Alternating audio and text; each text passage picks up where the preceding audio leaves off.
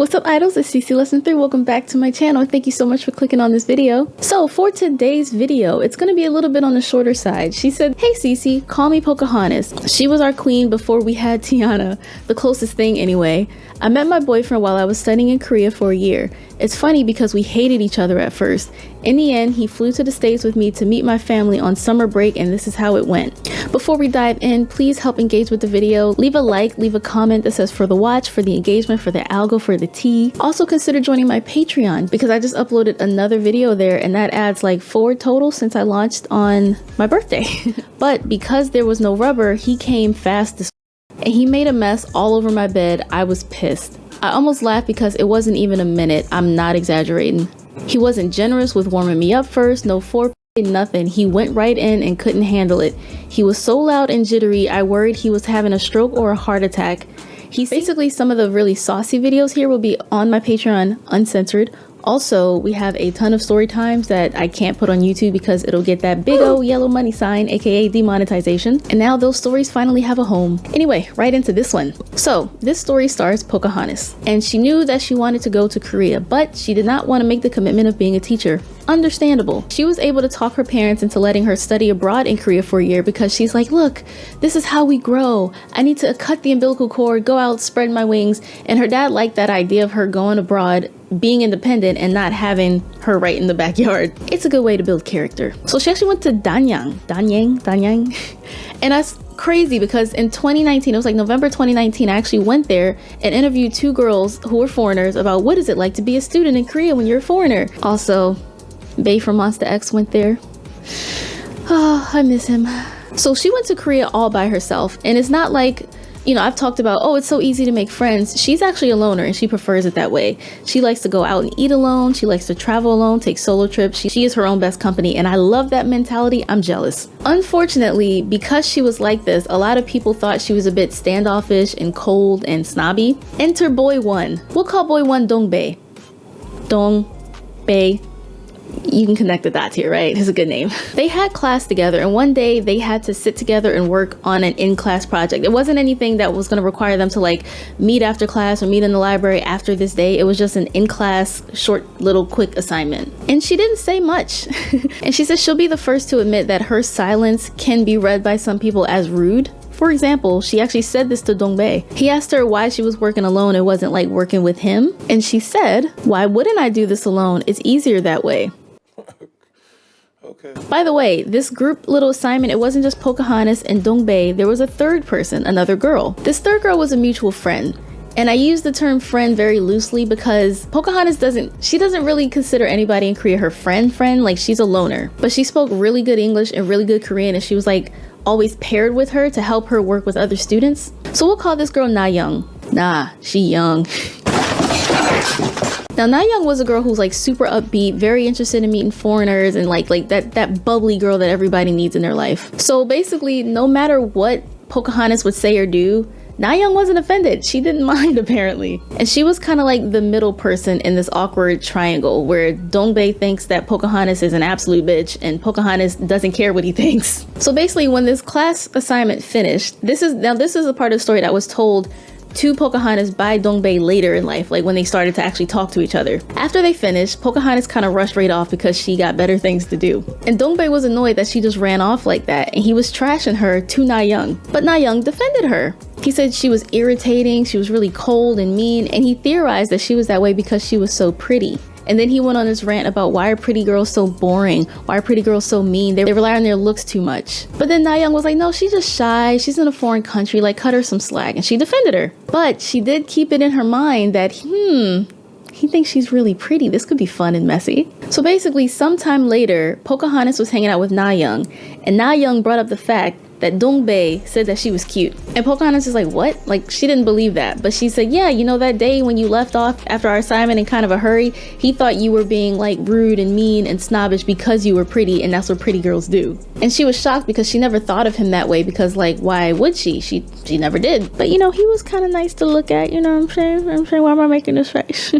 And basically, the way Pocahontas reacted to this news from Na Young came to the conclusion that she was also interested in Dongbei. So basically the TLDR is that Na Young had this plan to have them sit together and she was going to leave and make them talk, but unfortunately she didn't get into all that detail in this email because the primary focus of this is telling us what happened when her boyfriend flew to the States to meet her family. She said if you guys want the tea on how they first started to date and what the first few days were like, let us know in the comments, and in her free time she'll get back to us with an email. So spam the comments below asking for more tea and we'll see what we can do. So anyway, fast forward through about halfway into the semester and it's a vacation time. She's ready to go home and see her family because this is the first time she's been abroad.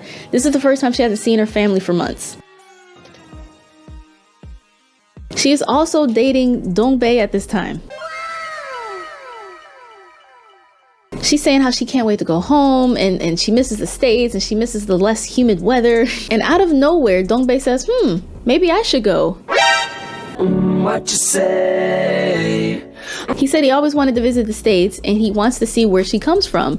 He kept bringing up the fact that, oh, you know, you're in my country, you're out of your element and your comfort zone, you're the foreigner here. It's only right if I go and experience what you're experiencing here. Not to mention, she did already meet his parents. More on that in a bit. On top of all of this, Pocahontas' dad was super eager to meet this boy that took his daughter's heart. What's even more crazy is Pocahontas' dad paid for Dongbei's flight out to Michigan. Pocahontas she didn't want this to happen. She said it's way too soon. They've only been dating for like 4 or 5 months at this point, by the way. But it was happening before her very eyes, whether she wanted it to or not. So as they approached the departure date, she realizes she is far more nervous than Dongbei is. And she's like, he don't know my family, bro. Like, he don't know what he's in for. Pocahontas has 1 younger brother, 1 older brother, a crazy dad, and 2 crazy uncles. According to this email. I'm not calling them crazy, obviously. I don't know them personally. So basically, the male family members want the smoke. They want to intimidate this boy and vet him properly. So when they land, they're flying into Michigan. I've never been. You know, I hear it's not that great, especially in the Detroit area. So he is kind of like, oh, wow. Not expecting this when I first came to the great America. So they get to the airport and her parents are outside ready to pick them up. And of course they're like, oh, my baby, I hope you're eating well. I hope you're studying well. I hope you're taking care of yourself. What's it like over there? And they're almost completely ignoring Dongbei. He's just sitting there smiling like, okay.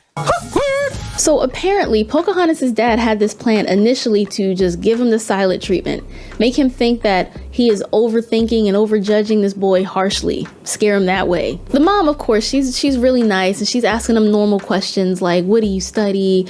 How long have you guys been dating? And like questions she know the answer to, but just to make small talk. What do you think of America so far? But when they get to the house, that's when all hell breaks loose. Her little brother and her big brother decide to put on this act trying to be goons. And as soon as I read this, the first thing that came to my mind was Malibu's Most Wanted. Have y'all seen that movie? Basically, if you haven't seen it, it's Jamie Kennedy, who's like a white rapper. He's the son of a politician in California, Malibu. And they hired Taye Diggs and Anthony Anderson, and they're these proper Juilliard actors, but because they're black, they put on this act to be like, yeah, bro, yeah, you ain't ready for the streets, motherfucker. Basically, the plan was to scare him white. You about to go up in there and give them Koreans your ends? Hell no! You check that fool! And if the Asiatic give you any static, hit the fool with this right here. This ain't no picnic, bitch! Oh, Thank wow! you. I love the blue steel line. Hey, man, convincing. So yeah, they're trying to act all hard, and Pocahontas cannot emphasize enough that they are not. They're questioning him about racism, Black Lives Matter versus All Lives Matter, Obama versus Trump, even though they're not running. They're asking him what kind of music he listens to, if he listens to rap, does he only know white actors, like stuff like that. That it's like they're setting him up to fail because those types of questions where it's hard to answer it the right way without offending somebody. They were setting him up basically. So Pocahontas is annoyed because she's like, oh my god, they're gonna scare my boyfriend away. And what's funny is Dongbei actually had the plan of getting his own hotel room, so he's like, no, I don't want to intrude in your house. Like, you guys have your family time and I'll just come and go. But the mom absolutely insisted, no, you're staying here. Like, we made up the guest bedroom, like it's all for you. And at that point, you're kind of rude if you say no. So he's like, oh great, thank you for having me, shit. So what's funny is this all happened like day one, right? Like the day they get there, all this craziness, bombarding him with these questions, trying to set him up to look like an asshole. And apparently he passed the vibe check. I don't know what happened because that night at dinner, they all dropped the act. Suddenly, her big brother and her little brother were talking with him about anime and shit and Pokemon. Like, she was so nervous about this, and it was going so well. Even the little brother and the big brother were playing video games with him, like, throughout this trip. She said it was so funny seeing them pretend to be hood when they're the biggest dorks. It was also around dinner time when the dad finally decided to break his silence and try to get to know Dongbei. So he's like, yeah, you know, like, how do you feel being in America? What do you feel about my daughter? What's it like being here? We appreciate you making the effort to come and see us. And they also wanted to ask him, so has my daughter met your parents? What are they like? Are they accepting? Those very important questions. And Dongbei was being honest. He said they were very nice to her, but ultimately they do hope that he ends up with a Korean woman. But he said they're very supportive of him, and their main goal is just to see him get married. So that was when Pocahontas' dad went off and gave him this speech about racism, you know, how unfair it is that certain people are treated a certain way and you don't like someone based on traits they can't control. Like, you can't control someone's race or their gender or who they love, and they have this sort of like open-minded, liberal-ish conversation about acceptance and openness. He helped the mom with dinner because, by the way, he's also a really great cook apparently. Dongbei said all the right things because everybody seemed to love him. He said, you know, I really like your daughter. It's a short time that I've known her, but I want what's best for her. I want to help her. I want to take care of her. He did it in a way that was kind of a joke too, because he said when they first met, he did not like her. Like, he thought she was so mean and snobby. And then the mom said she gets that from me.